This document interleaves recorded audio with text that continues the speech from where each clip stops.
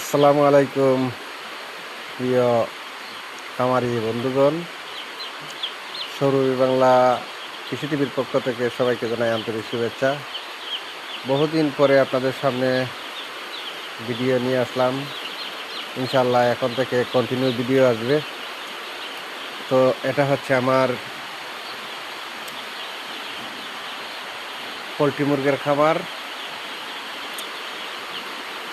তো খামার আরেকটা শুরু করছি, ইনশাল্লাহ ওইটা পরবর্তী ভিডিওতে দেখাবো। আর সেই বাচ্চাগুলা আজ আমরা